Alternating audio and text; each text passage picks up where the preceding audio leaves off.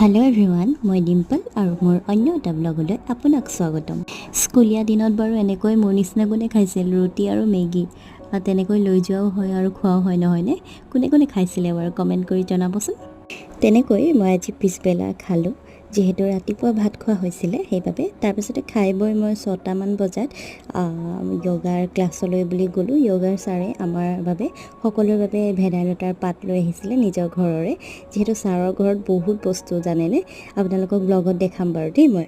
আৰু ভেদাইলতাৰ পাত দেখি মই ভাবিলোঁ যে আজি মই বৰ বনাম ভেদাইলতাৰ, সেইবাবে গোটেইখিনি ধুনীয়াকৈ চিকুণাই লৈ মেলি এতিয়া ওলালোঁ ভেদাইলতাৰ বৰ বনাবলৈ। যিহেতু এইখিনি পেষ্ট কৰি ল'লোঁ, ভেদাইলতাখিনি এক্সট্ৰাকৈ আৰু মচুৰ দাইল অকণমান তিয়াই থৈছিলোঁ, এইখিনি পেষ্ট কৰি ল'লোঁ। তাৰপিছতে ৰচুন, জলকীয়া আৰু পিঁয়াজ দি দিলোঁ, অকণমান ৰচুন দিছিলোঁ, বেছি নহয়।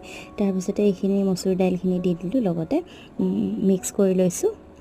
এইখিনি দিম, তাতে নিমখ অকণমান সোৱাদ অনুযায়ী দি দিছিলোঁ। তেনেকৈ যিহেতু বৰ খাই বহুত ভাল লাগে আৰু বহুত দিন খোৱাও নাছিলোঁ বাৰু, সেই গতিকে আজি দেখি মই বোলো বৰে বনাম বুলি ভাবিলোঁ। এয়া দেখিছে, এতিয়া বৰ বনাইছোঁ। এজন আকৌ টেষ্ট কৰিবলৈ ৰৈ আছে বোলে, ভিডিঅ' কৰোঁ আৰু টেষ্টো কৰি যাওঁ বোলে, কিন্তু নহয়হে নহয়, কাৰণ ভেদাইলতাখিনিতো অকণমান সিজোতে সময় লাগে, যিহেতু ল' ফ্লেমত বনাব লাগিব। মই ফ্লেমটো কমাই দিলোঁ বাৰু পাছত।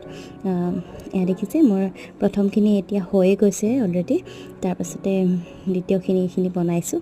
আৰু তেনেকৈ আজি ৰাতিৰ সাজ খালোঁ, যিহেতু বৰ আছিলে বাবে বেছি আইটেম নকৰিলোঁ। চানা ভাজা লগত আলু আৰু লাও, তেনেকৈ আজি আছিলে। Thank U.